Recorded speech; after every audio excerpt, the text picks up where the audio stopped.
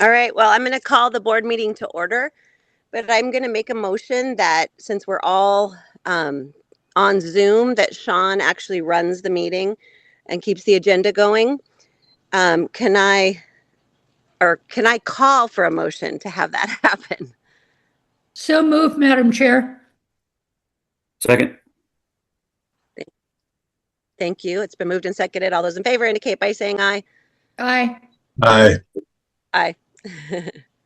All right, go ahead, Sean. We can take over. Well, thank you. I don't know. I'll probably screw this up worse than our vice chair does sometimes. So I guess I need a motion to adopt the agenda. So moved. So moved. I'll give the second. All right, all those in favor? Aye. Aye. Aye. Opposed? Okay, passes unanimous. Item number 2 is I need a motion for approval of the minutes from the May 8th meeting. So moved. Elliot. Second. Second. Okay. All right, it's been moved and seconded. All those in favor? Aye. Aye. Opposed? Okay, the motion passes unanimously. We'll go to agenda item number 2, public comment. This is an opportunity for the public to comment on any public matter that is not on the agenda of the meeting and is within the jurisdiction of the board. However, the board may not take action on any issues raised unless it's included on the agenda and public comment has been allowed. If issues are raised that would require board action, the issue would need to be included on the agenda for a future meeting. Public matter does not include disability applications or contested cases and other adjudicative proceedings. There is no public present in the meeting or in the board room, and it doesn't look like there's any online either, right, Lexi? So we will move on then to agenda item number 3, which is disability applications, and we will need to close the meeting.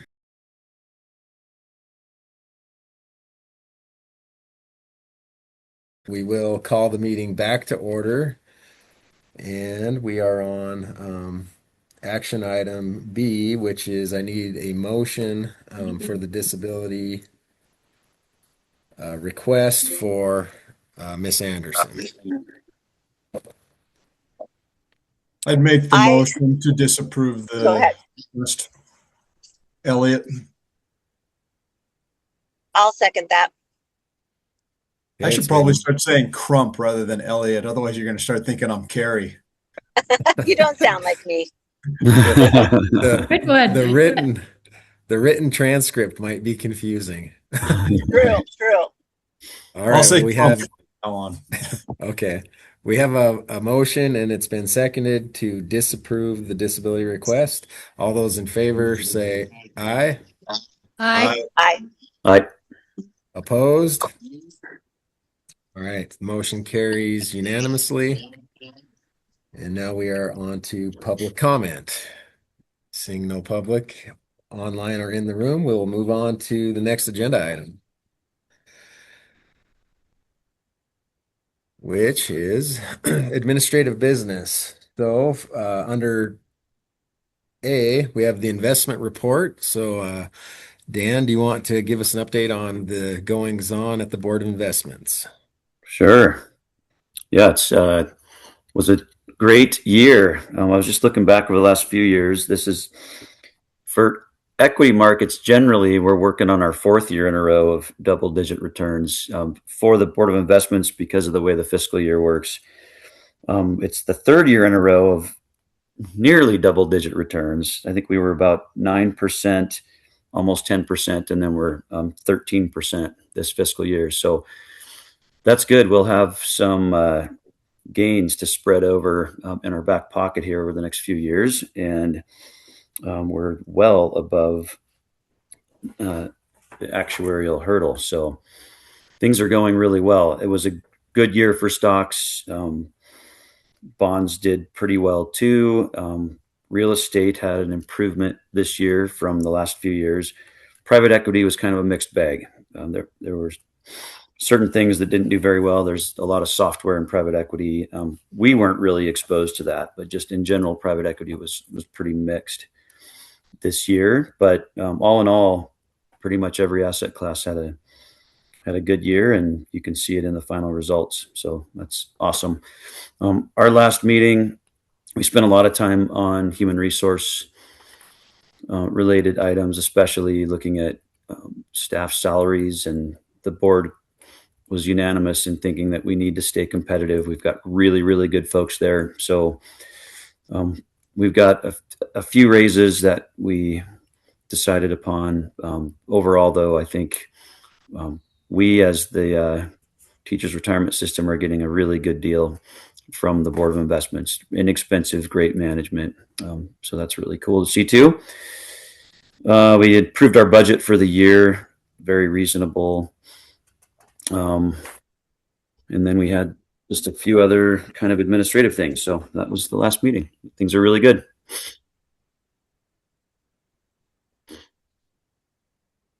All right. Any questions for Dan? If not, we will move on to the financials and budget reports. And Nolan is with us. Yeah, one of the very few here. So. Right.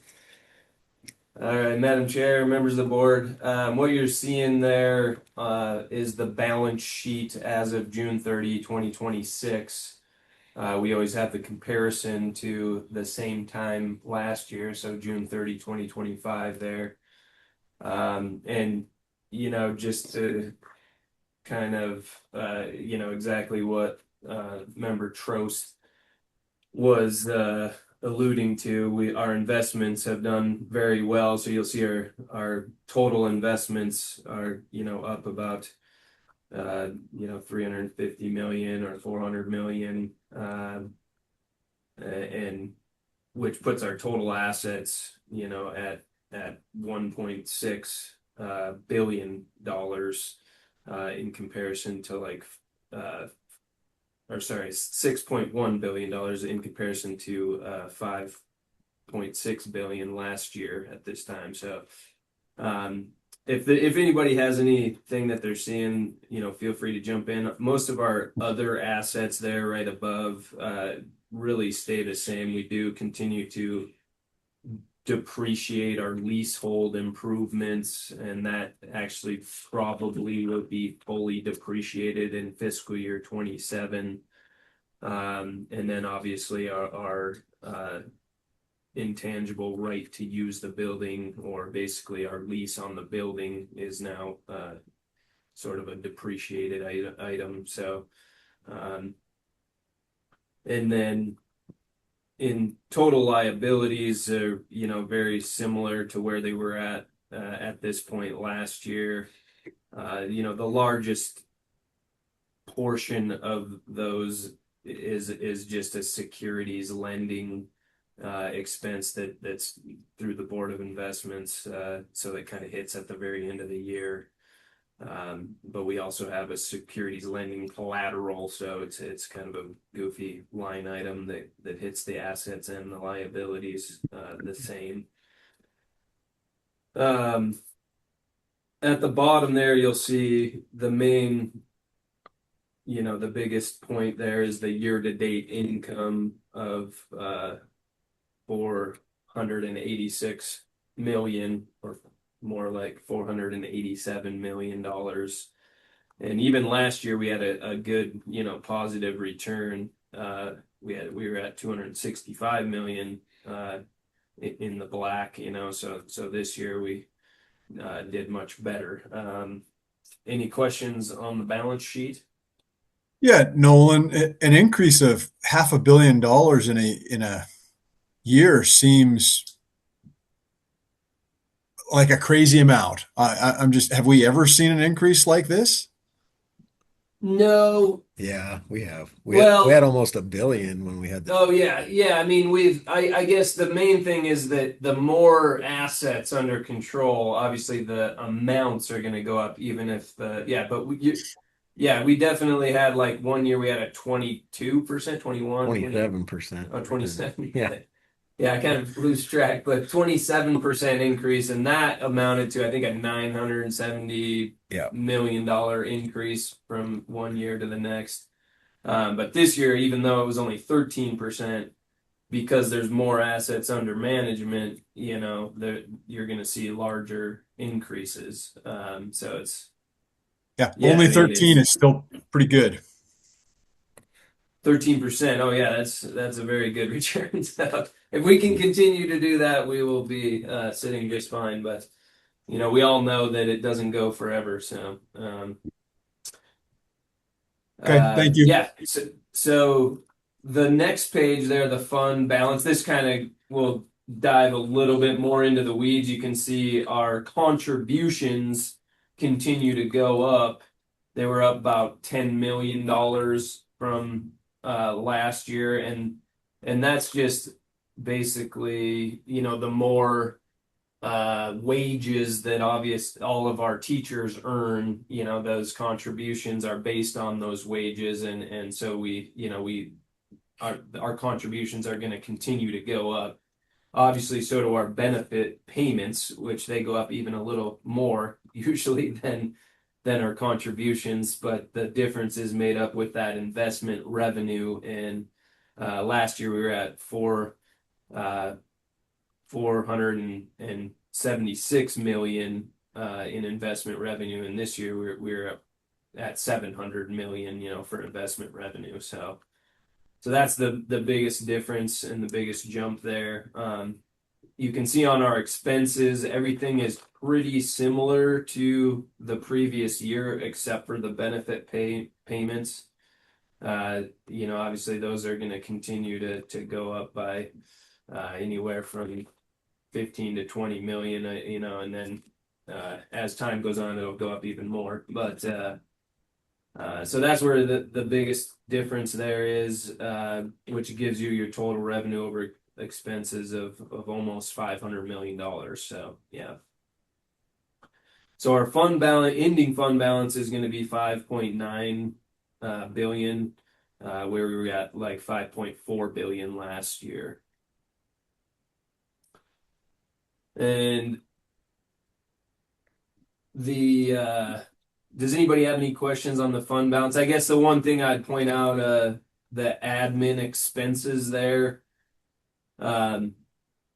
This includes a lot of like not included in the budget, like non-budgeted items that we don't include there. So we were at 3.4 million last year and 3.6, which really amounts to an increase of about 6.5% in admin expenses, which in the inflationary environment that we're in, that's really doing pretty good, I would say. Investment revenue and expenses by type. You can see the largest source of our revenue is just the appreciation of our investments. We did have an increase of about $4.5 million in investment expenses, like the administrative expenses involved with investments. But we also earned $225 million more in investments. Are you still on this page? Or No, sorry, I'm on the investment revenue by source. Unless anybody had any questions. So that's where you're seeing that, I guess, to reiterate the 700 million in investment revenue is a $225 million increase, but we also paid an additional like $4.5 million for that. But something to keep in mind that the board should always keep in mind is the more assets you have under management, it's just gonna, those are gonna cost money, even if they're not getting the 13-20% returns. It's just gonna, when we have $6 billion under management, it's gonna cost money to manage that amount of funds. So and that's really it. I mean, you can see the admin expenses there. If anybody has any questions, obviously the biggest source of the increase is the personal services.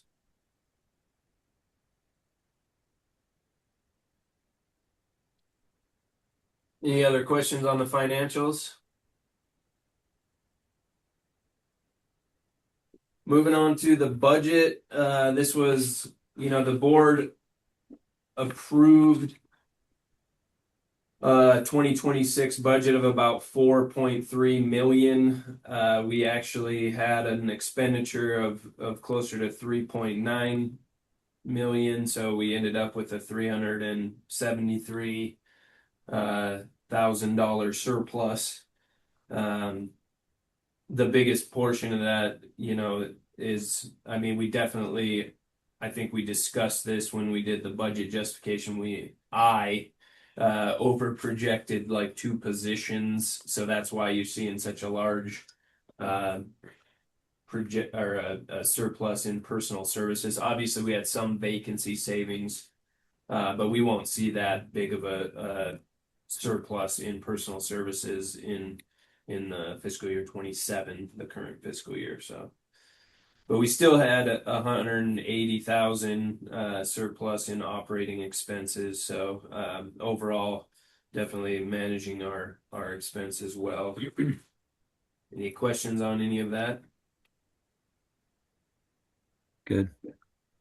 So the next page is our contracted services, which is one of our largest categories, probably our largest category of operating expenses. And this year we spent, about 82% of the budget that we were budgeted in that category. The biggest savings were in legal fees, in court, so basically paying Ice Miller and Drake Law Firm. We didn't have a ton of expenses there this in fiscal year 26.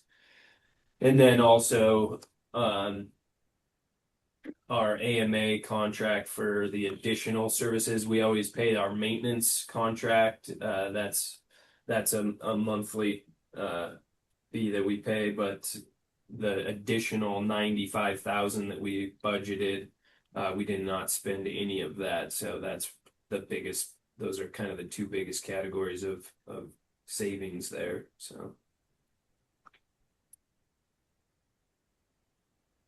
And we had no delinquent agencies, so we received all, wage and contribution reports from every TRS employer to close out the fiscal year. We obviously send every one of our employers just kind of letting them know the wages that were reported for the fiscal year 2026 and fiscal year 2025, so that they can check their payroll software against that and see. And I haven't heard much on that either. So I think we had some pretty accurate reporting. So the biggest thing is that we got all the reports in.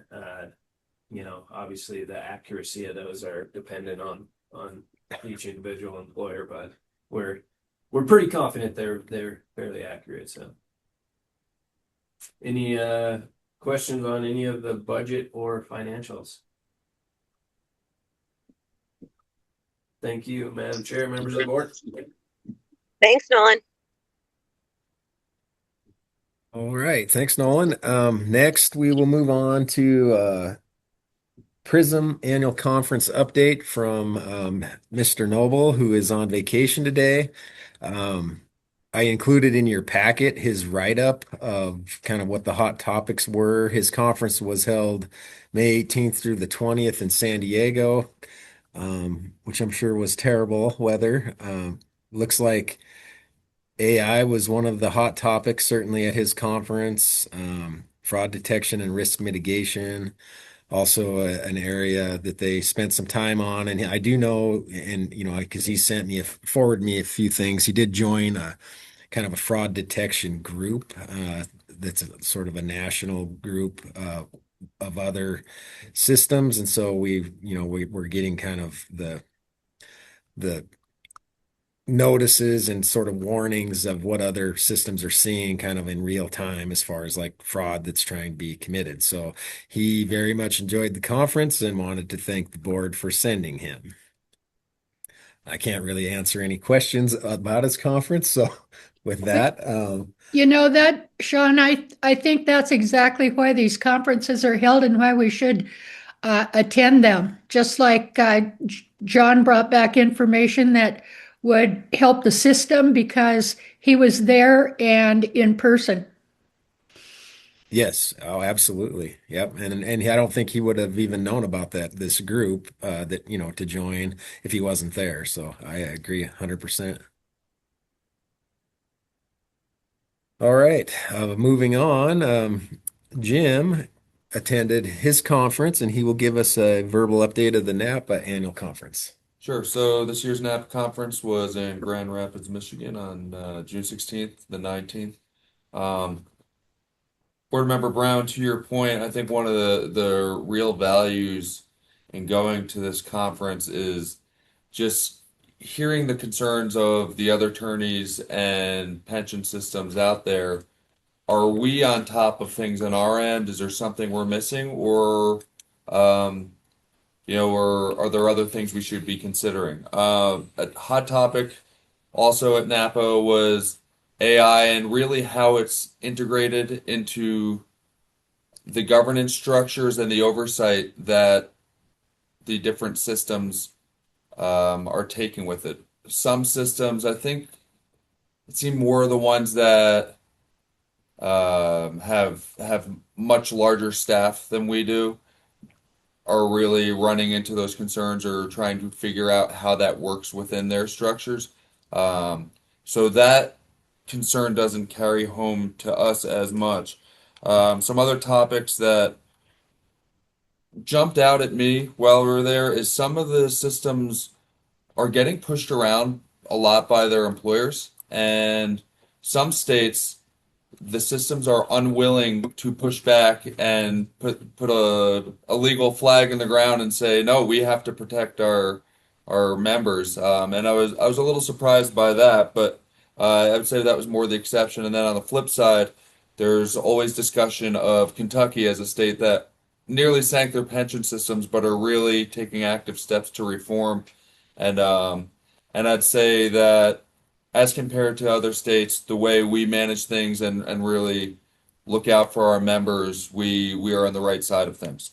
Then a quiet topic of conversation that wasn't really presented on, but just amongst the attorneys was there's a case in California where the Los Angeles County Employees Retirement System has been pushing back against the city or the county of Los Angeles, where the county says you can't hire as you want, where they're saying, hey, we're fiduciaries under the state constitution, and we can't run a strong retirement system without hiring the best people we can. And not so different to some of the things we could run into as an attached to agency, and there's a handful of other agencies like that throughout the country. So people are quietly following that case as it heads to the California Supreme Court. With that, it was a great conference. I think just being around people in the same position as us and considering the same things to the point with Prism is invaluable. And so thank you for sending me. All right. Thanks, Jim. Anybody have any questions for Jim? All right, seeing none. Next on the agenda is the NCTR Directors Meeting update by myself. So I attended the directors meeting. It was hosted by Chicago teachers, June 24th through the 26th. At that meeting every year, we have what we call directors roundtable. And so each director from each system in attendance gives an update of what's kind of emerging issues in their state or what's been going on in the past 12 months. So a lot of times for states that have annual sessions, I mean, they have a legislative update pretty much every time we have this meeting. But we talk about kind of emerging and sort of ongoing issues, and it's always a good way to hear that the things that we deal with, everyone else is dealing with as well, and it's it's nice to hear how they're dealing with it. Sometimes it gives you ideas of how we might want to approach something. Some of the main topics, everyone is experiencing teacher shortages. Every system pretty much has working retiree provisions. It's kind of funny as the years keep going by, more and more states are starting to look more like our working retiree laws, where we actually collect contributions. Um, it was pretty common for a long time, and it was that way for Montana. Early, prior to 2011, I think is when we started charging, 11 or 13, when we started charging contributions for those working retiree wages. But there were still a lot of states that aren't doing that, and they're starting to do that because they recognize that they're not getting any contributions for those wages while they're still paying those benefits out. So I would say we're kind of middle of the road as far as how much we allow our retirees to earn, how long we make them sit out under a break in service. I mean, there's really not a sort of steadfast rule to any of that. I mean, it varies very widely from system to system, but I'd say we're kind of in the middle. I mean, there's extremes on both sides of where we stand on those issues, but I think we're in a pretty good spot in the working retiree space. AI was again, at our conference was also one of the topics. We had some speakers on that. The director of Missouri, they're using AI in Missouri, quite a bit. They're using it in their call center, where AI will listen and transcribes the calls that they're receiving and grades the quality of the service that their people are providing. And it also is set up to where it can instantly pop up on the screen and coach the person that's on the phone call with a member. So they're utilizing it that way. Their programmers are utilizing it extensively. There are things that used to take 3 weeks to a month that they're able to program in 30 minutes sometimes now using AI. So it's really sped up big projects exponentially. On the investment side, William Blair had a staff member there that talked about how they're using AI in the investment world. Um, and it's similar. They say essentially they haven't written a single line of code for the last 6 months to a year. I mean, they use Claude Design to do a lot of their coding. One example they gave was they were an R shop, a program called R, and they needed to move from R to Python, and they got bids that were anywhere from 800,000 to 2 million. One person using the I think using this Claude Design, did this over a weekend with $200 a token. So, I mean, William Blair is also very, big investment firm. They're sophisticated, obviously. They have a fairly robust IT staff. So, I mean, similar to what everyone else has said so far about IT or AI, it's kind of definitely becoming more utilized. It's something that we are looking at. We have a staff member, Rex Merrick, who sits in on the Montana IT working group or AI work group, just to keep us abreast of everything that's going on. There certainly will be opportunities down the road for us to leverage AI. But as of right now, we're currently not doing a lot with it. We're using it a little bit with a couple of our uh, software design kind of tools and doing some analysis of what tools we've used it somewhat in some of those respects. And we do have access to Copilot. All of our student employees do, but that's really the only thing that we're doing right now at TRS AI related. So with that, Madam Chair, I would echo what both Jim and John said in theirs. It is always a good opportunity to meet with our peers and hear kind of how they're dealing with the same issues that we have, and I appreciate the board sending me.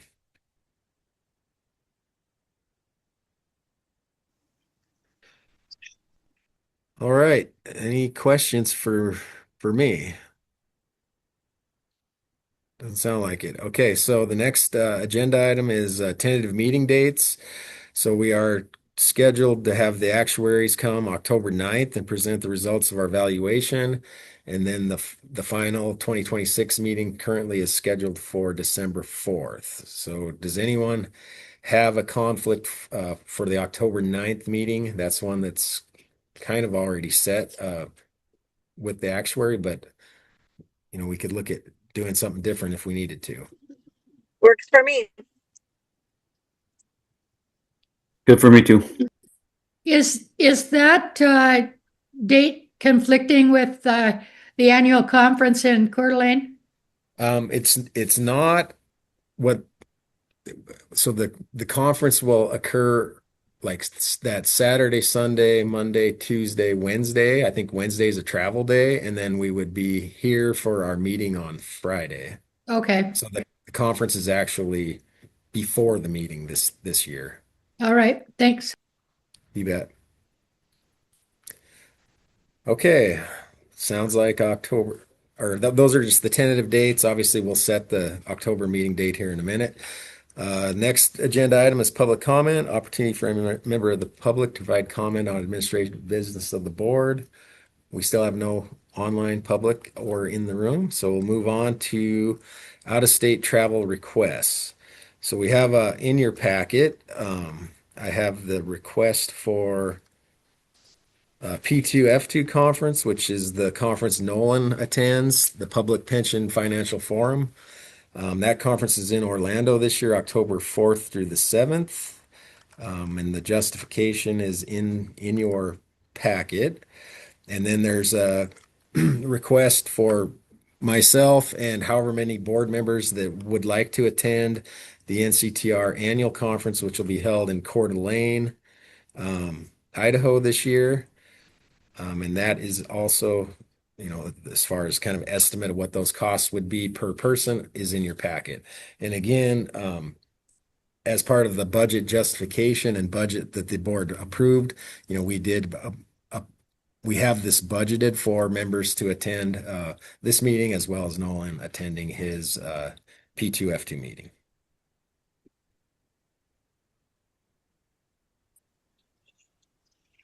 So with that, Madam Chair, members of the board, we'll need a motion for the P2F2 annual conference out-of-state travel request for Nolan.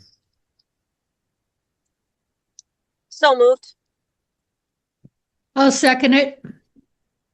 Okay, it's been moved and seconded. All those in favor, say aye. Aye. Aye. Aye. All right, opposed, same sign. Okay, motion carries unanimously. And then we should discuss, I believe, Dee Brown, you're planning to attend the NCTR annual conference. You're on the credentials committee, is that right? Yes. Okay, and then are any of the rest of the board, are you thinking you might be able to attend this year? It's very I would appealing having it in Coeur d'Alene. That seems a lot easier to get to than a lot of places. Can you go over those dates again, when we would be at the location and then able to get back? Because we would also then need to turn around and get back to Helena for the 9th, correct? Correct. So the conference, it starts in earnest on Sunday, which I'm just trying to pull up my calendar here. But there are some committee meetings and things that occur on Saturday, but you're not on any of those committees, so it really, I think you would travel there on the 3rd. Conference is the 4th, 5th, and 6th, and then you would travel home on the 7th. And then How late does it end on the 6th? Do you know? So the business meeting usually that's the last part of the conference, and it usually occurs between like 2 and 3 o'clock, 3 o'clock in the afternoon on the final day of the conference. I don't think they have their agenda like finalized yet for it, but that's typically how it works. It's usually around. And Elliot, 2. you wouldn't have to be at the business conference or business meeting either. So I would be able to get home by the 6th. Yeah. Yeah. Yes. Yep. Okay. Yeah, I will. Yeah, if I'm only gone for 2 days, I would be. I'm interested in looking into it. very much like the idea of being able to drive there rather than get on a flight and miss multiple days on both ends. So I will look into that. Okay. How about you, Carrie? Would you be able to attend or want to attend this year? I might. I just need to talk to my principal, so I'll let you know. All right. And Dan? Yeah, I can't make that this year. Okay. Putnam is actually going to present at the meeting this year. Oh, cool. Yeah. Okay, so we do need emotions. Maybe, the recommended motion would be the executive director and up to, we can say up to 4 members right now, and then we're covered. If Dan Chamberlain ends up wanting to go, and Carrie and Elliot and Dee also go, that would be fine. We could just make the motion to be the director and 4 board members. So moved. I'll second. Excellent. Okay, it's been moved and seconded. All those in favor, say aye. Aye. Aye. Opposed? All right, motion carries unanimously. Thank you. All right, the final item under administrative business is our next meeting date, which is October 9th, as previously discussed.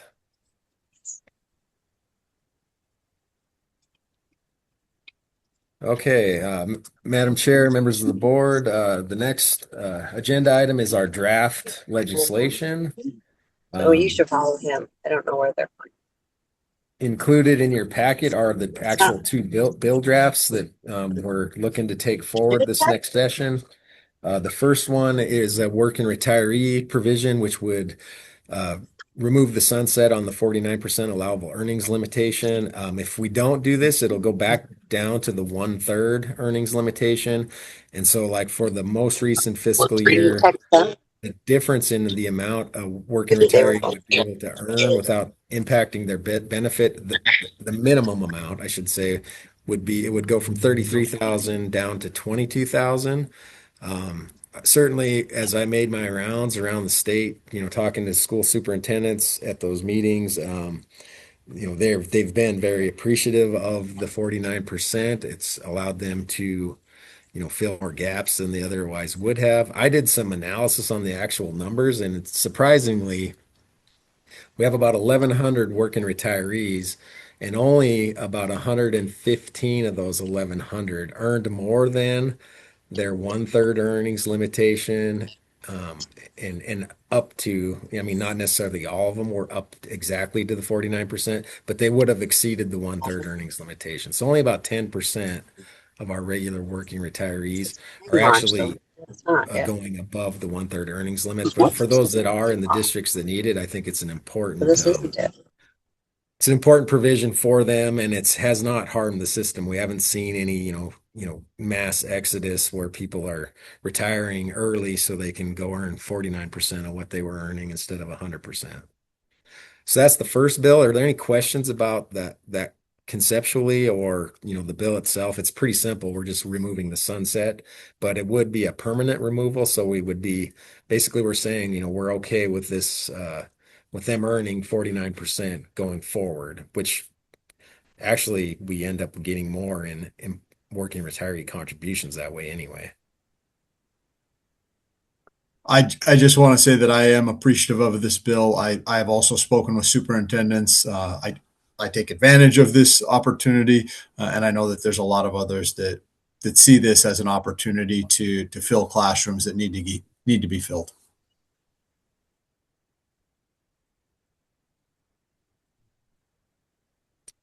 All right. Any other discussion on the? John, you don't need a motion or anything for this yet, or? No, we don't. This is just review and discuss. I've already presented these 2 concepts to the SAVA committee. I had to because they met on July 9th for pre-session drafting. And so they've given us permission to draft the bills. That doesn't mean, if the board decides in October that you don't want to bring this bill forward, that's when we'll need the motion to approve the final bill drafts. Then we just wouldn't bring it forward. So we won't have a vote on this until October. Okay.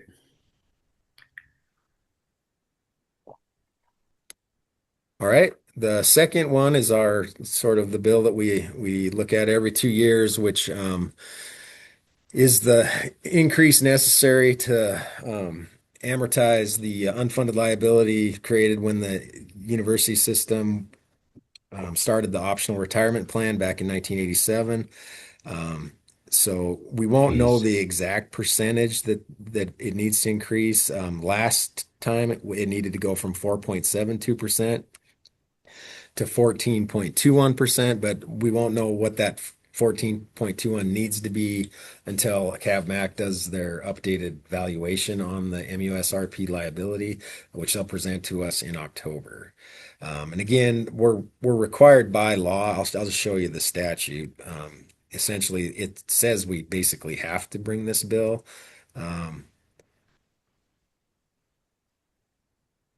It says right here at the end, the board shall periodically review the contribution rate and recommend adjustments to the legislature as needed to pay off that liability by July 1, 2033. So that's why we bring the bill every 2 years. There's, again, really not a lot of hope that there's going to be any appetite to actually do this. But we'll fulfill our statutory obligation by proposing the bill, and the legislature needs to deal with it.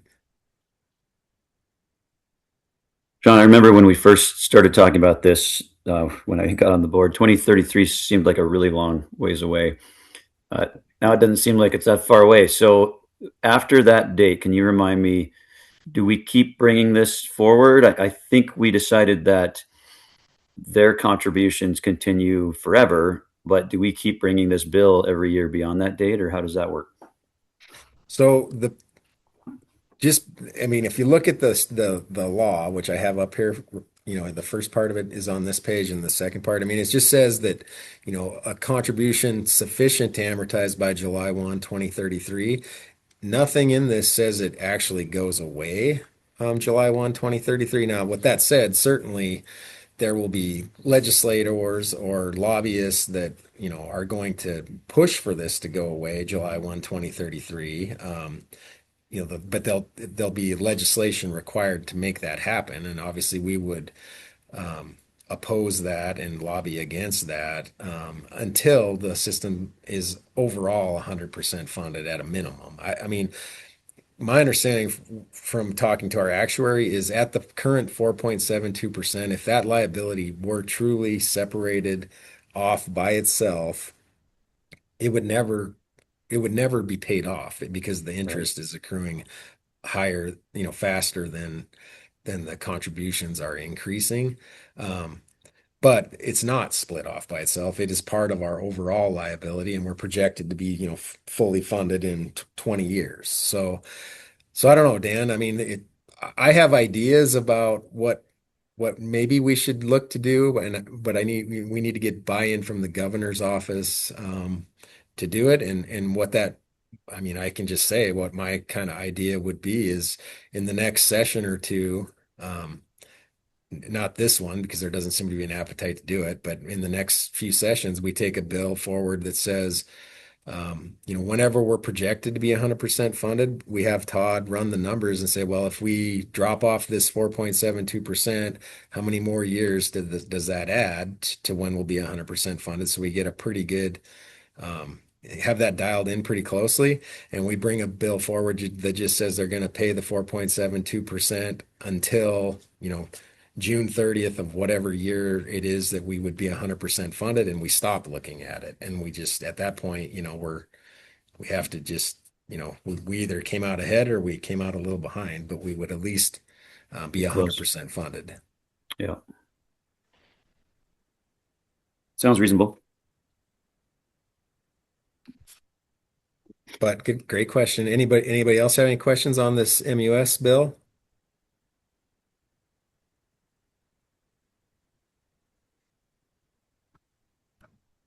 All right. Well, I mean, those are the only two that I have on my radar to bring forward on behalf of the board, and those are the two that we got authorized for pre-session drafting, and they're both fairly simple, so that should be pretty straightforward for the Legislative Services Division to get those drafted for us. All right, no other questions on either of those bill drafts. We're to public comment. Still no public in the meeting, Lexi? Okay, no public. All right, well then we'll move on to board training. And I will turn it over to Jim for the fiduciary duty training. All right, so I'm going to start with just letting you all know that this has been condensed down dramatically. So it's heavy subject matter, it's dense, but I've tried to make it as bearable as possible for you all. But it's critically important. I mean, it's at the core of everything we do and everything we need to be thinking about here as fiduciaries. Now, wait a minute, is this 2025 or 2026? Oh, Oh, thank you. Thank you for that catch. I apologize for that. So we can go to slide 2. Madam Chair, members of the board, for the record, this is Jim Lizia, your legal counsel. Today's presentation is going to cover your core fiduciary duties as board members of the Public Pension Trust you administer for the members and beneficiaries of TRS. I'll cover who is a fiduciary, the law that has given rise to fiduciary duties, the general principles of your fiduciary duties, liabilities for breach, as well as the prevention and avoidance of your fiduciary liabilities. On page 3, slide 3, I'm going to start with a quote from FDR's fourth inaugural address, which encapsulates how you as board members should approach your fiduciary duties. The excerpt reads, quote, "We shall strive for perfection. We shall not achieve it immediately, but we shall still strive. We may make mistakes, but they must never be mistakes which result from the faintness of heart or the abandonment of moral principle." Close quote. This quote would be well placed as a guiding principle for you all. As fiduciaries, this board should strive for perfection in executing your quasi-judicial functions. Mistakes may be made, and that's okay. You're not guarantors that every decision will be perfect. But as fiduciaries, your decisions should never be made due to the abandonment of sound ethical principle or prudence to the detriment of your 45,000 plus members. On to slide 4. So, who is a fiduciary? According to the IRS, it's anyone who exercises any discretionary authority or discretionary control regarding the management of a qualified plan. Exercising that same authority or control over the management or disposition of the assets of the plan, or anyone who has the responsibility to provide advice regarding the investment of plan assets or the administration of that plan. Slide 5. So, under this controlling legal standard, members of the TRS board, agency management, and to whom we delegate authority, like consultants for plan administration, are fiduciaries.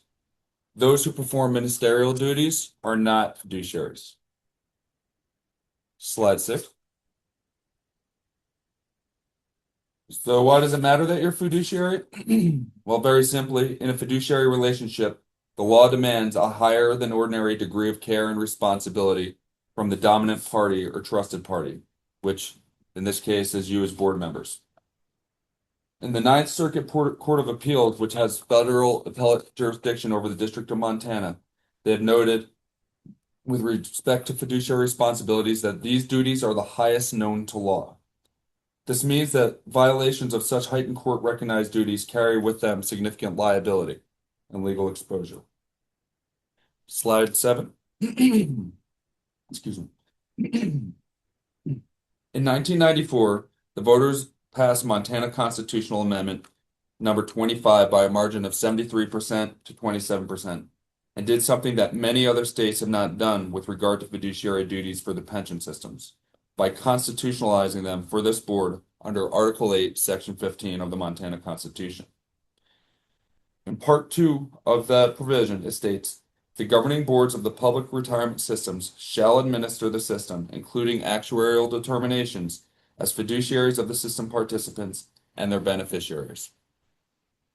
In accordance with this constitutional mandate, a breach by this board of these fiduciary duties is a direct violation of the Montana Constitution. Slide 8.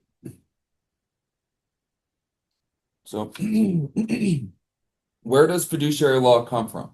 I think it first helps to understand trusts and the components of them.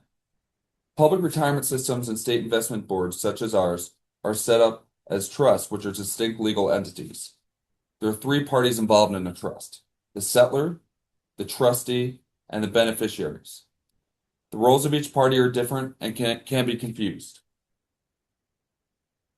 Slide 9.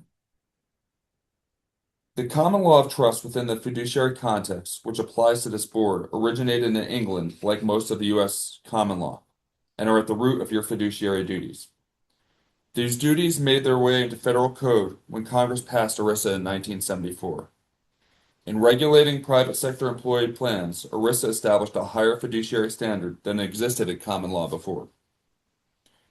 Although ERISA does not technically govern and cover public plans, its spirit is generally followed by the courts, and many public pension plans are modeled after ERISA. In addition to ERISA, the IRS has also codified important trust and fiduciary principles that must be adhered to for trustees of qualified plans such as yourselves. Slide 10. And so back to the parties of a trust. A settlor of the trust under trust law is the entity that creates the plan and determines what benefits will be provided. The Montana legislature is a settlor for our statewide public pension plans. The trusts are overseen and managed by trustees, which are all of you, on the TRS Board, at the Montana Public Employees Retirement Board, and the Board of Investments. Trustees are responsible for paying the benefits, making the investments, and handling those responsibilities. Since the Montana Board of Investments has a sole authority to invest state funds under Article 8, Section 13 of the Montana Constitution, the TRS Board's fiduciary responsibilities lay within the scope of paying the benefits to the members and administering the retirement system. Lastly, the beneficiaries of the trust are the recipients of the benefits that we provide. Slide 11. Under these sources of law that apply to you as board members and trustees, there are three fiduciary duties recognized that must always be adhered to. They are the duty of prudence, the duty of loyalty, and the duty to follow the plan document. The duty of loyalty requires a steadfast commitment to stay focused on the interests of the members and the beneficiaries of the retirement system. The duty of prudence, also known as the duty of care, requires expertise and more than a good faith attempt to do the right thing. And the duty to follow the plan documents for our retirement system means following state laws and administrative rules. These duties are simple to state, but not always easy to follow. Slide 12. The duty of loyalty for trustees was summarized eloquently by former U.S. Supreme Court and New York Justice Benjamin Cardozo nearly 100 years ago. A trustee is held, he said, in quote, a trustee is held to something stricter than the morals of the marketplace. Not honesty alone, but the punctilio of an honor most sensitive, is then the standard of behavior. Uncompromising rigidity has been the attitude of the courts of equity when petitioned to undermine the rule of undivided loyalty by the disintegrating erosion of particular exceptions. Well, for those of us who have not used the word punctilio before, that is the finest point, even petty. But the point being is that we cannot disintegrate our obligation to this duty of loyalty. It means that you have an undivided loyalty to the interests of your members and beneficiaries. And unlike non-trustees, third-party interests cannot impact your decisions. Slide 13. In federal and state law, the duty of loyalty requires that fiduciaries such as yourselves act solely for the trust and its members and beneficiaries. Under state law, Montana Code Annotated 19-20-212 states, the assets of the retirement systems may not be used for or diverted to any purpose other than the exclusive benefit of the members and their beneficiaries, and for paying the reasonable administrative expenses of TRS. This is known as the exclusive benefit rule and must be followed by this board. The courts have consistently interpreted the duty of loyalty to mean that when creating policies or making other decisions for the retirement system, this board as fiduciaries can only wear one hat. You cannot balance the interests of outside parties. You're not to act in your own self-interest. You may only act in the interests of the members and the beneficiaries. But each trustee has a fiduciary duty that is owed again to all the members and beneficiaries of the trust. A subduty of this board is to remain impartial to all members and at all times under your duty of loyalty, apply the laws and our rules uniformly. There may be those who expect you to represent them to be their advocates when you serve on this board. However, no fiduciary duty is owed to the local business community, the taxpayers of the state, the employers who contribute to the plan, nor the legislature or the executive branch. This is not to say that those parties aren't important components and stakeholders in our system, but a fiduciary duty is not owed to them. Regardless of how one comes to serve on this board, the fiduciary duty is owed solely to the members and the beneficiaries. Slide 15. The law relating to the conflicts of interest that apply to you come from the duty of loyalty. As trustees, you must avoid conflicts of interest or even the appearance of conflicts. You must avoid self-dealing, self-enrichment, or TRS dealing with those who could benefit from their personal relationship with you. If avoidance is impossible, you must disclose those conflicts promptly and seek legal guidance. Sometimes this might mean recusing yourself from a vote or foregoing actions you might otherwise want to take. Your fiduciary duty takes precedence over all other duties. In addition, you must adhere to state ethics laws for acceptance of gifts under Montana Code annotated 2-2102. This law places a $100 cap on any gifts that can be accepted. That can be gone over pretty quickly, so I think it's just best to avoid accepting gifts at all. And the key point in that law is we can't have the appearance of undue influence. We need to be acting again, even if people are unsure, we need to be showing that there is no undue influence coming from the outside. Slide 16. In addition, Internal Revenue Code 503A provides that a governmental plan such as ours may lose its tax qualified status if it is deemed to engaged in a prohibited transaction.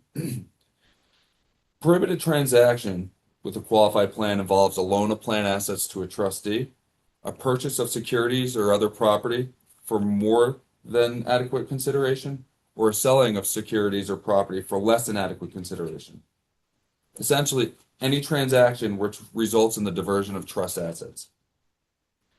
Prohibited transaction is a serious offense and fiduciary violation that carry with them harsh penalties that can be imposed by the IRS.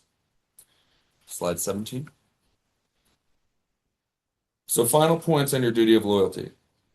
Pension scandals in the corporate world and pension rating in state governments have made many employees worry about their retirement security. With that, more people are paying attention to actions surrounding both public and private pensions. To avoid any issues, an unwavering commitment to act solely for the benefit of the trust, its members, and the beneficiaries expected of trustees. With that point, I would say keep in mind that disappointing others outside the pension fund is not nearly as serious or costly as violating the trust of the membership.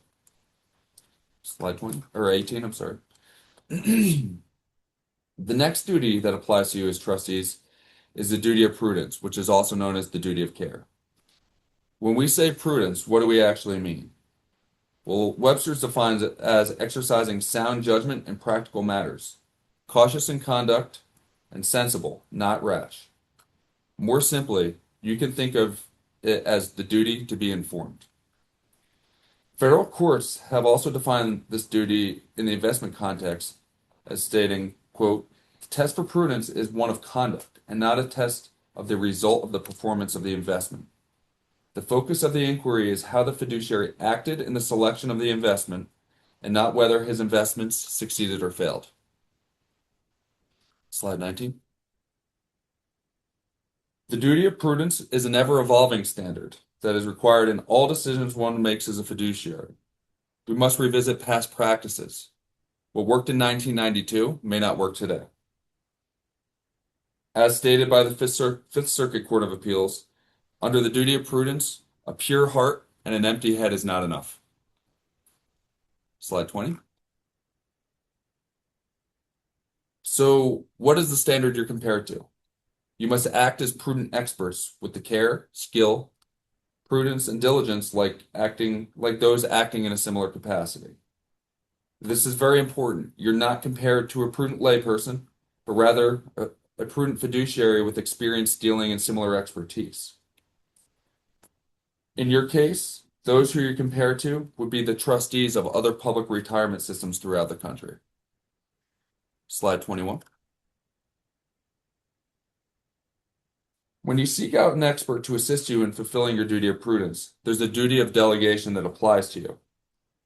You must act as a prudent person in delegating responsibilities to others. This applies to deciding to delegate, to whom you delegate, in what manner you delegate authority, and also how you supervise those third parties. Slide 22. The duty of prudence also requires you to be prudent with administrative expenses associated with administering the plan and only pay reasonable expenses.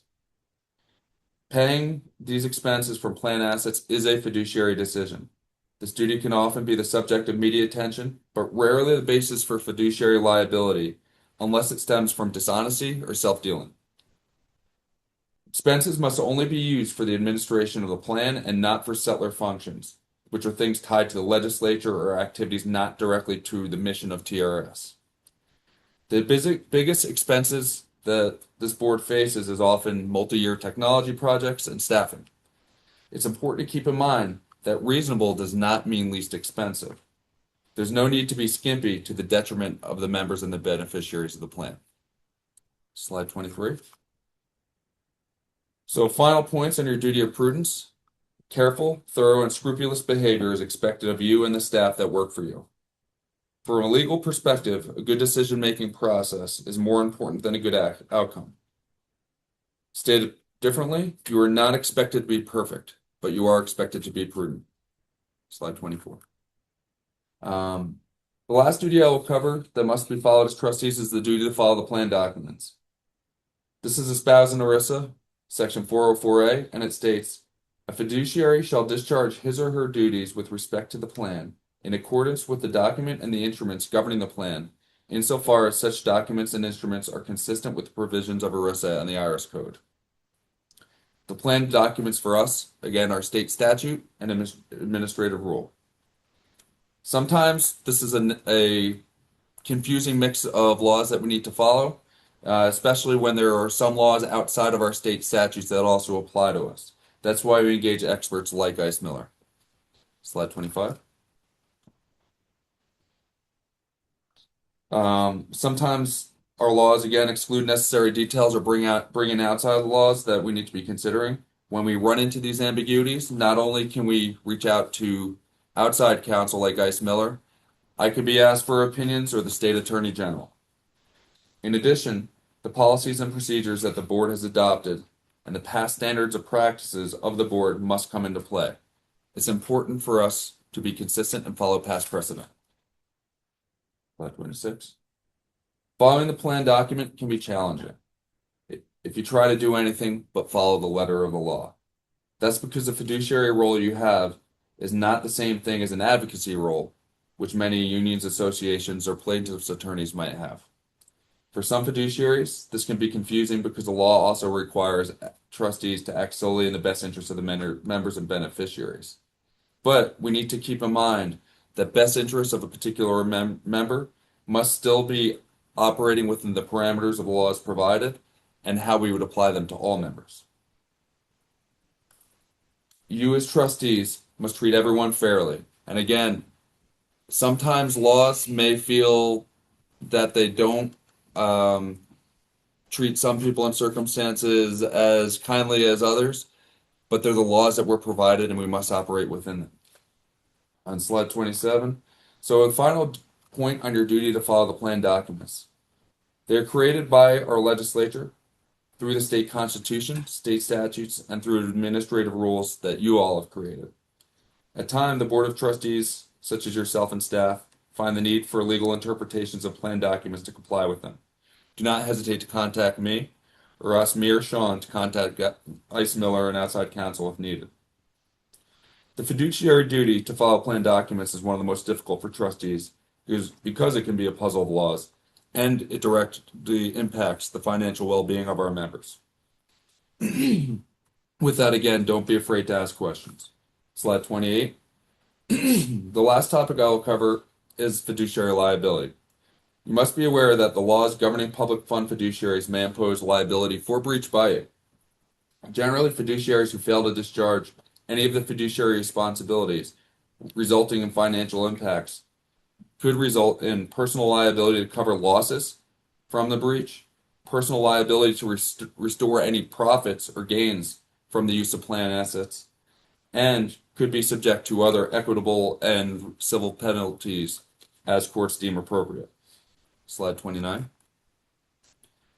So an important concept you must all be aware of is co-fiduciary liability. It means that you are your brother or sister's keeper. This liability can result if a fiduciary enables, knowingly participates in, or knowingly undertakes to conceal the breach of another fiduciary. For liability to attach, you must have actual knowledge of the action that you know to be a breach. As a fiduciary such as yourself, you have a duty to speak up and take responsible steps to prevent or halt a co-fiduciary's breach of their duties. Importantly, resignation from this board is not enough. You must speak up. Silence is complicity. Slide 30. So how do you as board members avoid fiduciary liability? I've distilled what I believe to be the important key concepts to do that. Thoughtfully establish and carefully document prudent processes. Maintain good governance structure with a thorough decision-making process, rigorous risk identification and management, and clearly defined roles and responsibilities.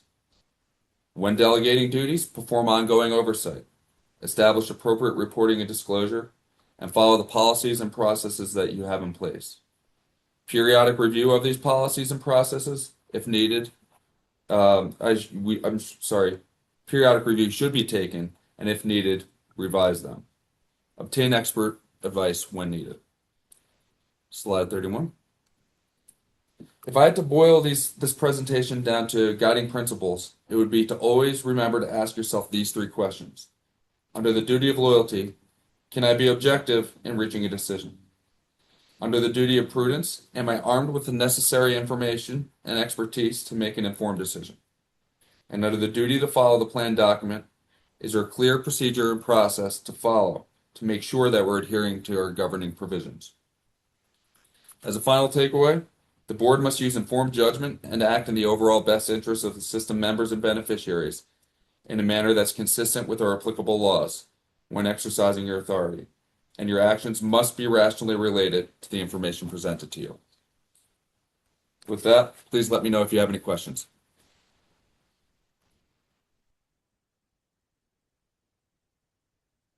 All right. Does anyone have any questions for James on the fiduciary training? I don't have any questions. I just want to make the comment that I appreciate going through that. It makes me think of the role that I'm currently in and the responsibility to TRS. So I appreciate the presentation. Thank you.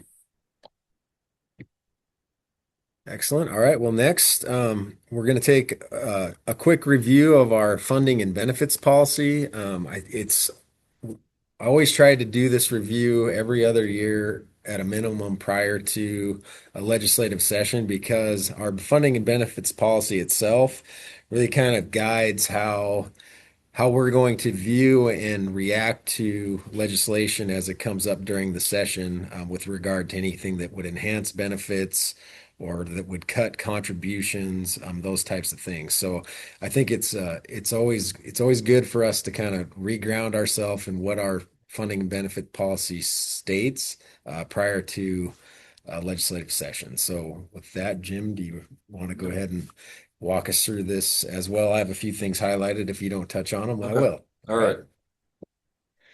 So the purpose of this policy is to highlight how you fulfill your TRS objective to provide a lifelong post-retirement benefit to the TRS members. This policy is built upon the constitutional and statutory requirements provided by our voters in the legislature. Since you've already read through the policy in preparation for the meeting, I'll touch upon the content of these laws without reviewing each one at a time. As we just covered under Article 8, Section 15 of the Montana Constitution, the TRS board members are fiduciaries who must administer TRS in an actuarially sound manner and employ the assistance of an actuary to do so. Under state statute, as a trustee of the retirement system plan, you must apply our laws in collecting and administering TRS funds and collect the data necessary. The data necessary to make sure our plan laws are applied equitably to all members and beneficiaries. And now we're on page 2. Okay. Although Article 8, Section 13 of the Montana Constitution allocates investment responsibilities of the plan assets to the Board of Investments, TRS must annually report the financial and actuarial status of TRS and inform the Board of Investments of any changes to how TRS is administered or whether there are changes to benefits paid or contributions collected. In addition, by way of statute, TRS must work with our actuary to ensure that TRS's sources of funds, the contributions and investments, are sufficient to support the financial demands of administering the retirement system and delivering benefits to our members. Page 3. If those contributions are not sufficient in the eyes of our actuary, you must communicate with the governor's office and the legislature to request increases in employer contributions, even if the legislature may not deliver on those requests. To fulfill that end, TRS must have our actuary perform various evaluations and stress tests which help inform this board's decision making. Finally, you must work with the actuary to set the TRS expected rate of return and employer contributions to help administer TRS. As stated before, we must request the assistance of the legislature if needed. So, on to the policy itself. Part A. In accordance with your constitutional requirements to ensure TRS is administered in an actuarially sound manner, we have to make sure that we are engaging the actuary. This is one of our duties of delegation. In bringing him in, we have to have the actuary perform various evaluations of our assumptions, stress tests, and review our employer liability obligations, which help inform this board's decision making.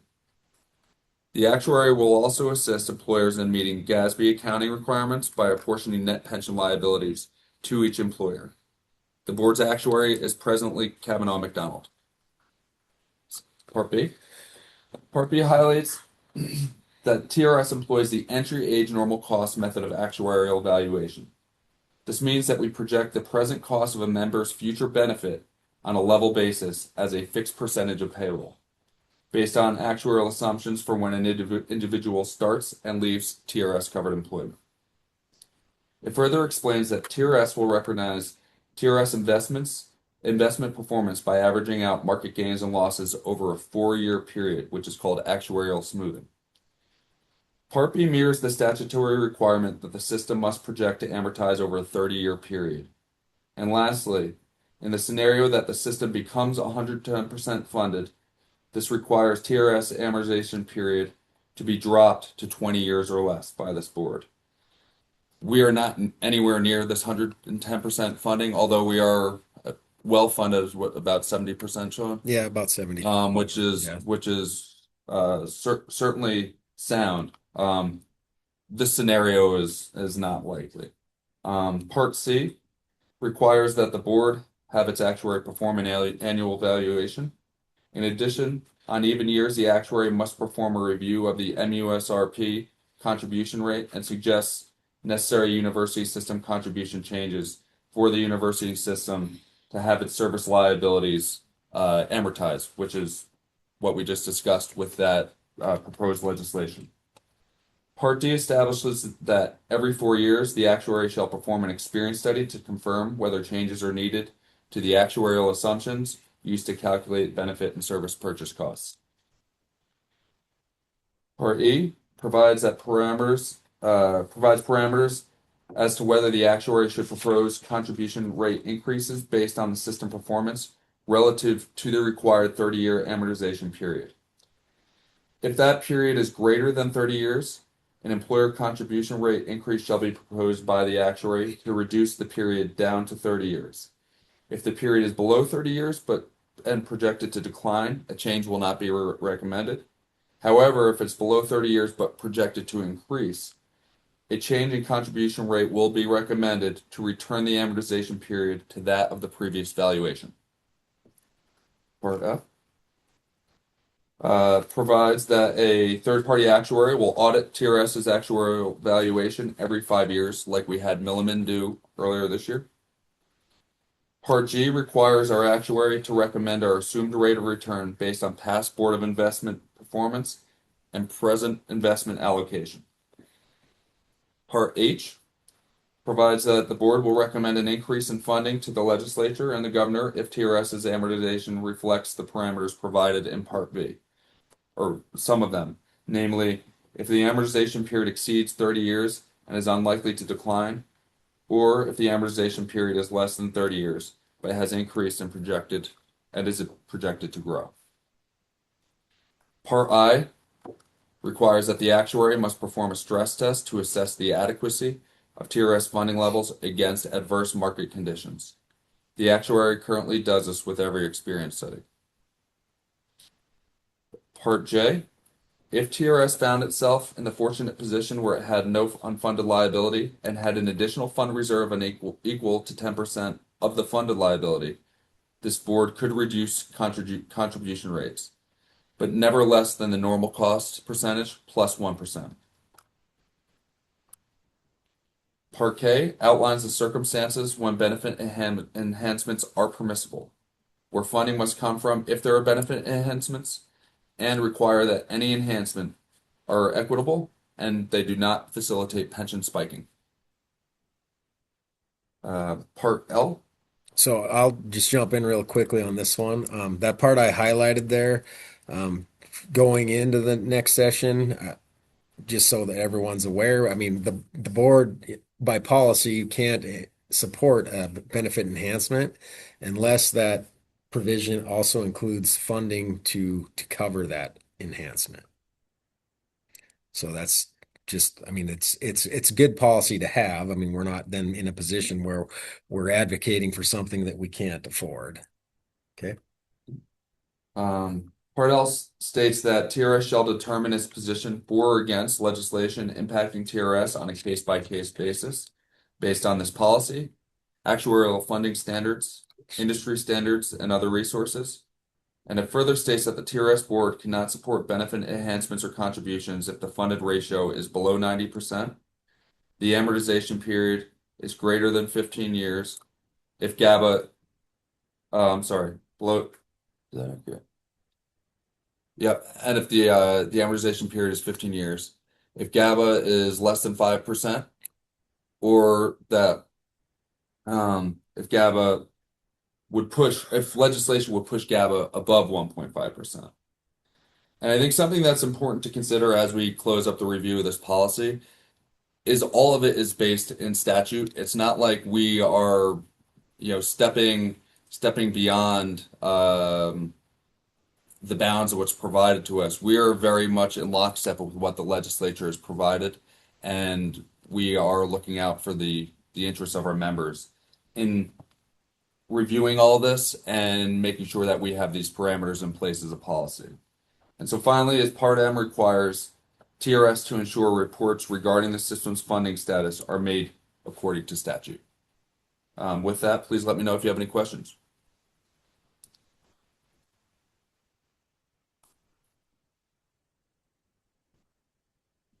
All right. Thanks, Jim. Does anyone have any questions about the funding and benefits policy?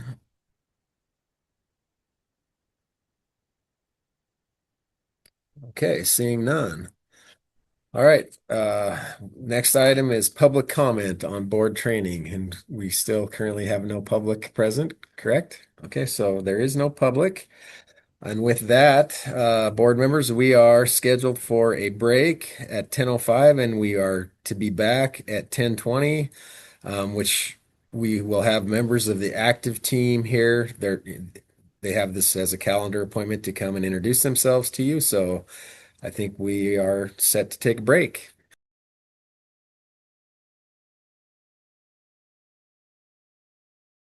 Okay, well, we're going to call the meeting back to order. And we are on the executive director's report, and fairly short. SAVA did meet on July 9th. I went and presented the results of our experience study to the committee. And they had a few questions, but overall, they saw pretty much the same slide deck that you all saw as board members when CavMac presented the results to you. Essentially all the exact same slides. So they had a few questions here and there, but overall, I think they seemed to be, happy with the results and didn't question any of the results. And then the second thing they did, it was a separate agenda item, was I presented our two legislative concepts and they approved those for pre-session drafting, which just means that that doesn't necessarily mean that SAVA approves or disapproves of the actual concept. It just means that they've authorized their staff to go ahead and draft that legislation so it's ready before the session starts. Any questions on either of those?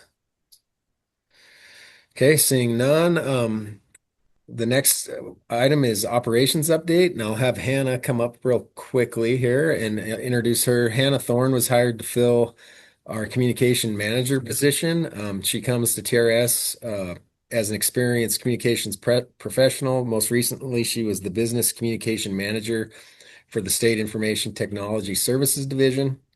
And prior to that, she was the director of fundraising, marketing, and communications for Westminster University. So I'll have Hannah just say hello, and if you have any questions or anything, you can certainly ask her at will.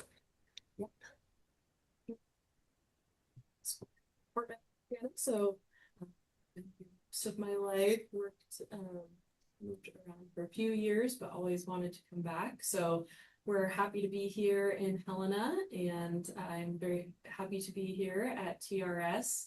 I've been here just a little over a month and have really enjoyed learning about the teachers' retirement system. I come from a family of educators, so very grateful for the work that the board does, and happy to be part of this organization.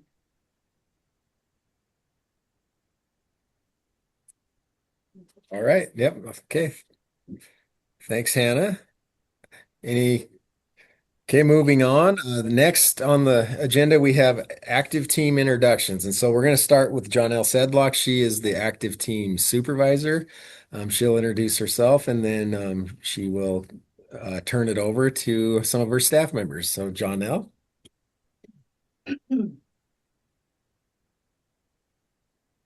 Good morning. My name is Jonelle Sedlock. I've been with TRS for over 24 years. I'm the active team supervisor. This active team, we deal with the members from the beginning of their career to the end. So my staff, there's 5 of us, and we handle all 20,000 members plus 9,000 term vested members. So we deal with a lot of members. We do audits. We make sure things are reported correctly. We do buybacks. My staff also does all the presentations to the teachers. We used to do in person, but now we just do webinars. And then we do go to the annual teachers conference. But yeah, we just kind of handle them from the beginning to the end and get them retired. So we're pretty busy, deal with a lot of members, and meet in person with members, and that's about it. And I also have one staff member that's not here. Her name is Sherry Smith. She's one of my benefit officers. She's been with my team for 4 years, but with TRS for 9. So she's just out right now, but she's a great worker and we have a great team. Thank you. Yeah, so Jonelle's team, they load about between 600 and 700 retirement apps every year. So they're just kind of finishing that up for this round of retirements. Yep. Excellent. All right, Jonelle, who do we have next? Jessie Hill. Okay, Jessie. My name is Jessie Hill. I am a benefit officer under Jonelle with the active team. I have been here 9.5 years in that position. I had to look it up too. What? Anyway, yeah, so kind of to recap with Jonelle, what she just said, yeah, we handle everyone from the beginning of their career to when they go to retire. So any questions that they have in that duration about the service credit they're getting, or reportable positions, or wanting to get estimates of their benefits, we're fielding all of their questions. We do presentations, like she said, we get them prepared for the retirement is generally the idea behind those presentations. And yeah, very busy, like she Very said. busy. Yeah, right now just me and Janelle doing those apps.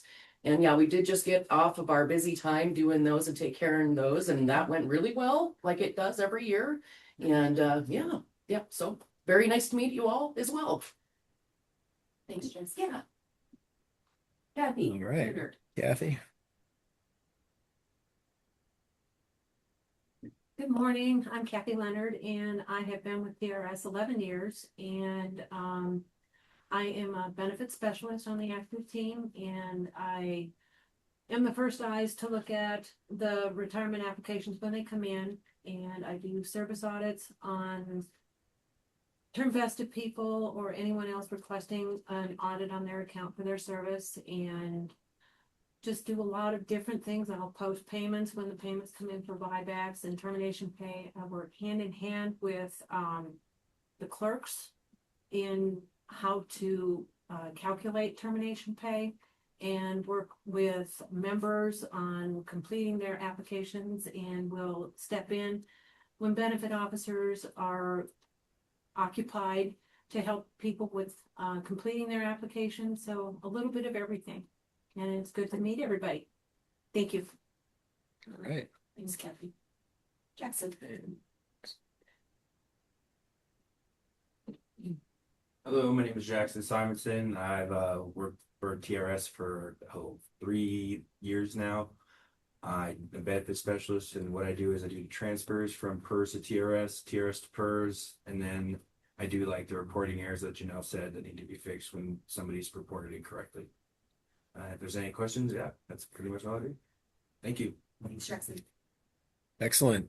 And so, like John L. said, we are missing one benefit officer, Sherry Smith, who's not with us today. But that is the active team. So they do a great job. They, like we've said a few times, they just kind of are wrapping up this retirement cycle. So it'll be nice to take a breath. They're wrapping that up, but their meetings, one-on-one counseling meetings, are ramping up significantly. Yes. This week has been like revolving doors. Yeah. So. We have a great team and we work hard, and I really appreciate my team and they do a great job. So thank you. Excellent. Any questions or comments from board members? Thanks for presenting. Okay. Well, Thank thank you. you guys. Thanks for coming in. Yes. All right, moving on. The next item is public comment. So this is an opportunity again for members of the public who are not present to comment. So we'll move on to the next item, which is item number 8. I'm actually going to share my screen again, Elliot. Maybe. Let's see.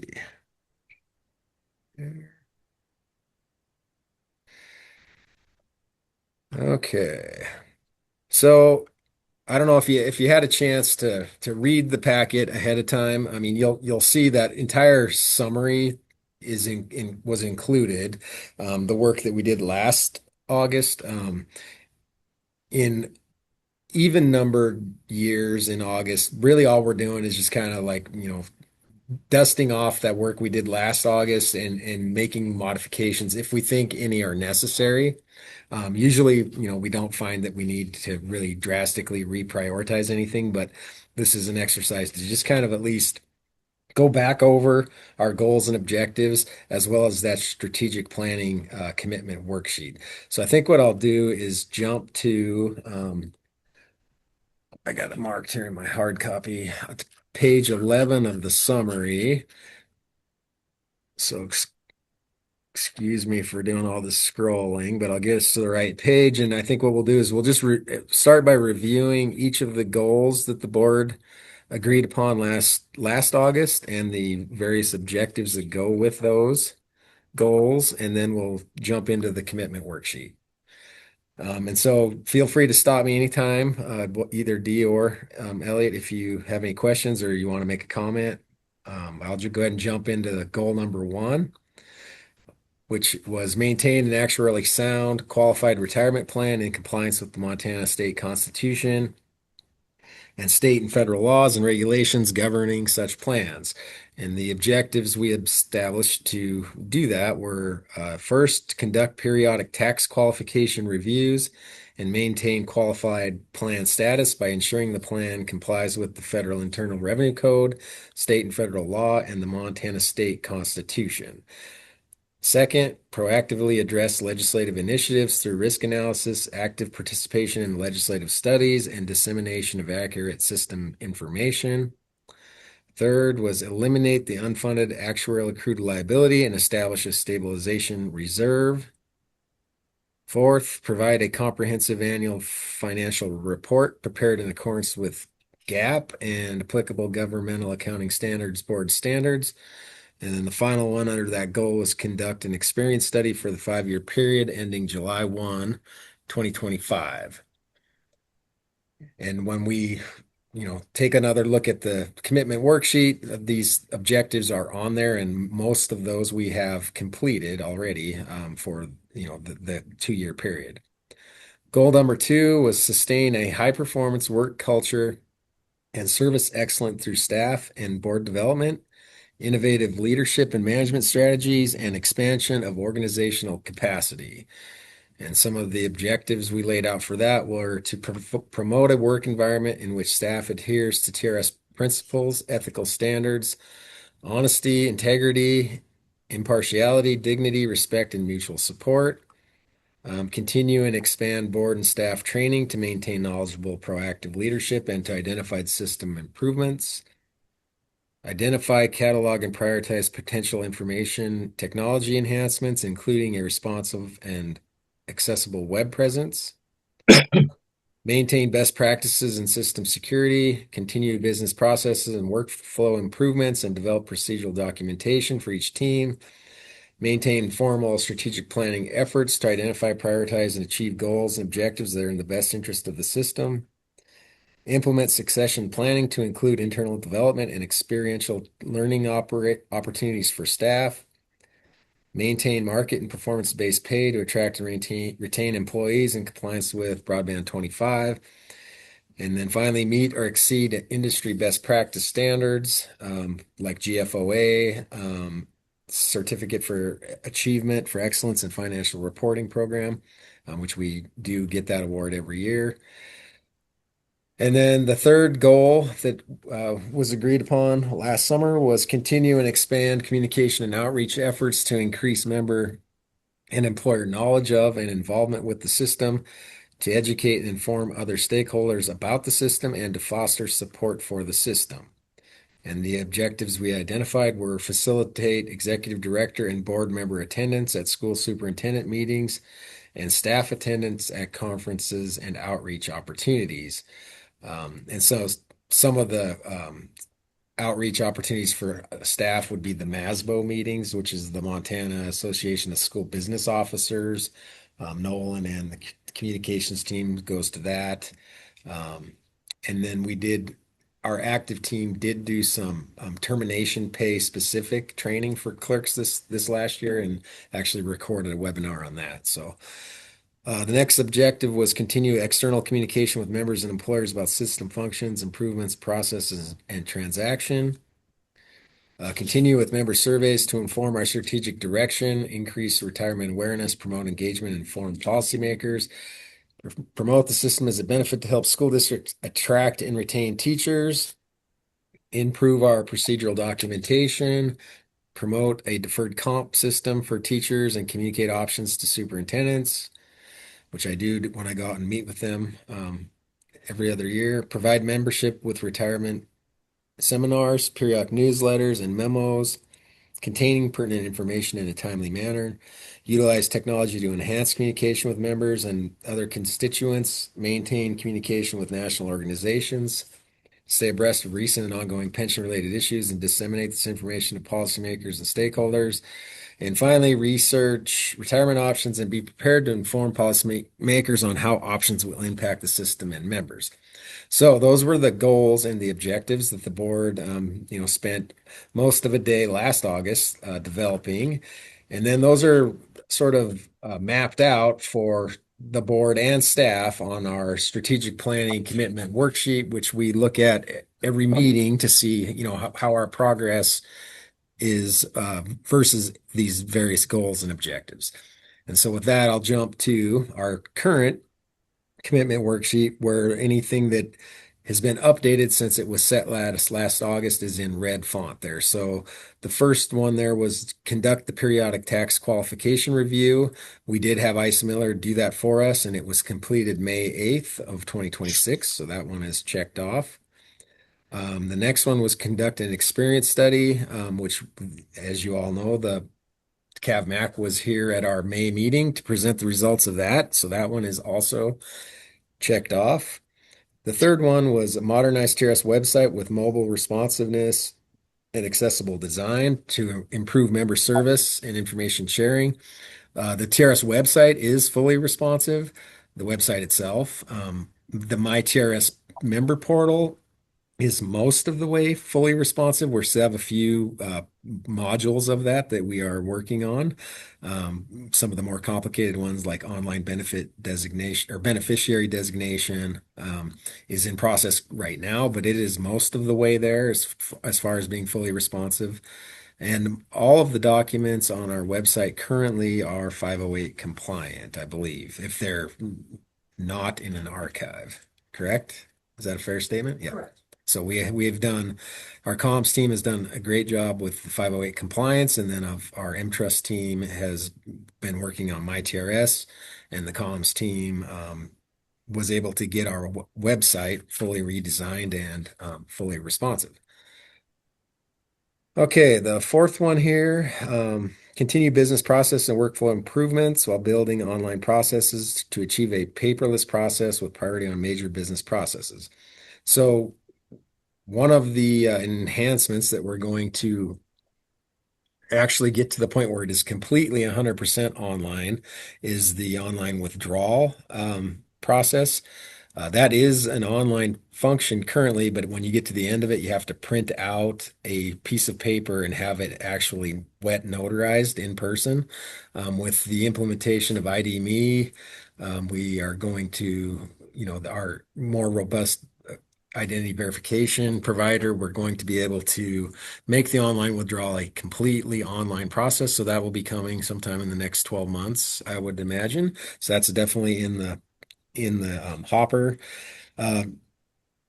The online beneficiary designation, as I just stated a minute ago, is underway right now. That redesign to make that fully responsive is in process. And then we'll have a few other things like benefit recipient address updates and potentially benefit recipient bank information updates that may be able to happen completely online as well going forward.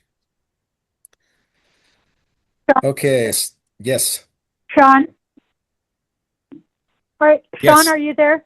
Yeah, I can hear you.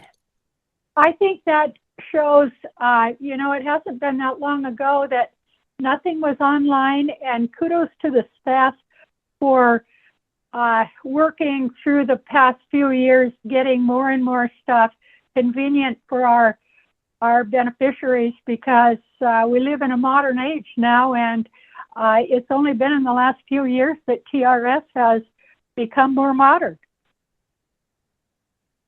Yep, agreed. Certainly, they've been asking for it. Some of the benefit recipients, particularly around address updates. So, I think implementing ID.me is going to allow us to get there on that front, and I'm sure there'll be some happy people when we do that. I agree. So Good job. Yeah. All right. Thank you for those comments. I just had one more comment for you, Sean. Under goal number 3, it listed out quite a few different things. I know we spent a little bit of time talking about MCEL possibly for this coming year. I was just curious if you'd had an opportunity to talk with MTSBA or MREA about possibly getting on that schedule to speak with board members and advocate with them. Right. Yeah. No, I definitely have that. I've planted that bug in their ear, and I have a reminder on my calendar, not next week, but the week after, to confirm with with Larry Crowder and Dr. Watson at SAM to make sure that I do get on there. But that is the plan, is for me to attend that MCEL meeting this year and present. Perfect. I think that would be really good. You know, if you can't get on the MTSBA track, I think MREA would be a good one to get on, and we can advocate for, hey, board members of rural school district attend this. But the best track for you is probably the MTSBA track, which is the Montana School Boards Association track.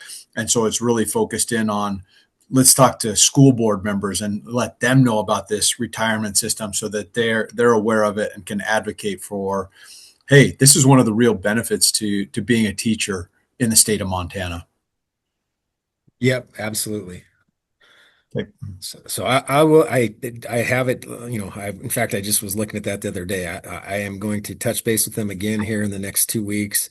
And if I feel like I need some more help with that, Elliot, I'll certainly reach out to you. Okay, great. All right. So moving on, the last two on this page, there aren't any updates in red font, but they are. First one is create and update comprehensive desk function manuals and update and trust online help to ensure business continuity, support knowledge transfer, succession planning, and support partners. We are working on retired payrolls. Desk manual, for lack of a better term. It's like the kind of the standard operating procedures for them. Jim has been working on that with a targeted completion to be sometime in November, December. Yep. So that's underway. The last one on this page is continue the strategic planning. So we do our full-on strategic planning every 2 years. So we did it last August, and we will, you know, have CMS come in next August and do that again. Today is sort of, you know, a part of that. We do sort of an in-depth review in the off years, which is what we're doing today. Okay, the one at the top of page 108 is maintain best practices in system security and proactively assess options, pursue identity verification and e-signature options to improve member convenience while ensuring continued transaction security for all online forms. And so we have taken one big step in the right direction on this by rolling out ID.me, identity verification, at the point of login to our My TRS portal for both active and benefit recipients. That was rolled out May 1st of 2026 and is working well. The next one is related to succession planning. To prepare for turnover, consider internal development, cross-training, limited double filling positions. So we are likely to have a retirement in retired payroll. We don't have like an official notice yet, but she has let us know that our retired payroll supervisor is likely to retire at the end of this calendar year. And she's let us know that she would give us ample time, you know, notice of that. And if she does, we would likely look to double fill her position for at least a few weeks, if not a month, just to make sure that, you know, the person that ends up in that role has a little bit of oversight from somebody that's done the position for a long time. So that is on our radar, and we're working closely with that staff member. Maintain and enhance TRS competitiveness related to staff compensation under Broadband 25. So Tammy and I meet with the personnel committee every year, and we go over our pay recommendations. And the board was gracious enough this last year to approve market adjustments for, I think it was 8 positions, and those all just were implemented here recently. And they were primarily for positions that we're well below 92% of market. I think even with the adjustments, some of these positions are still only at about 90% of market, but we have been making good headway on that over the past couple of years. Next one is integrate board and executive director participation in superintendent meetings, staff engagement, and key conferences like the Educator Conference, MASBO, SAM, MCEL, collaboration with partners such as MFPE. And so, I mean, the board's well aware. I go and do those meetings with the school superintendents. I talked briefly, like accounting and the communications teams does go out and do some training for MASBO. And then as Member Crump asked me about, MCEL is on my agenda for this upcoming fall. I'm looking to attend that meeting. But the superintendent meetings were all completed by May 6th of 2026. And we're getting closer to the end here. Continue member surveys to inform our strategic direction. This is a typo here. It should say completed in the fall of 2025, not 2026. We did do a survey last fall and we utilized those results. The problem was it was not very well responded to. The response rate was pretty low. So we'll have to think about ways to increase that response rate when we look at doing another survey. Okay, the second to last one, promote the system as a benefit to help school districts attract and retain teachers. So just recently, within the last couple of weeks, our communications team has put out a couple more education videos, which are out and available on our website. What was the title of it's the first one? Yeah, there's a funding primer that was just completed. And then what was the other one, Alexi? Yeah, and then preparing for retirement. So they're the animated Beyond, I think is the program they use to create those, but they both turned out really good. They are available on our website under training. So if you're interested in reviewing those, you could do that. And then let's see, the last one here was transition newsletter to an electronic only format over the next 12 months. And so we did our final hard copy in January of 26, and the news carousel is implemented on our website, with the idea being that anything that's like sort of really, in our eyes, really important that we want people to be aware of, we're gonna use that news carousel so that it's essentially up and available right away, and it's going to be, sort of in your face, very obvious, like, hey, look at this. So we are utilizing that currently. So with that is the update on the strategic plan commitment worksheet. I guess Dee or Elliot, do you have any comments or concerns?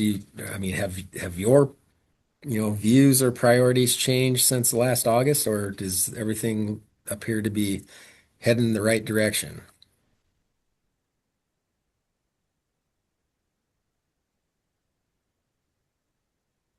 Looks like Dee has her hand up. Yes. I didn't really have any comments. I think we're buzzing right along, and I thank you for running the meeting today, Sean. Absolutely. How about you, Elliot? Anything? I don't have anything. Thanks for running the meeting, like you said. Sorry, none of us could be there with you. Oh, no, that's fine. It is a little different. I feel like maybe we should take up executive director compensation since I'm running the meeting. All right, we'll take it under consideration when we get into negotiations. Yeah, no, I'm just teasing. All right, well, with that, I think the next thing, second to last thing, then would be, where's my agenda? It's got to be public comment. Yeah, right here. I got it. All right, any public comment? There's still no public in the room or online, so we can jump over that. And then the final thing we need to do is I need a motion to adjourn. So moved. Okay, I second the motion. excellent. All right, all those in favor, say aye. Aye. Since there's only two of us, can we adjourn, or do we just have to stay here until a couple more members show up? It's I think we're going to adjourn.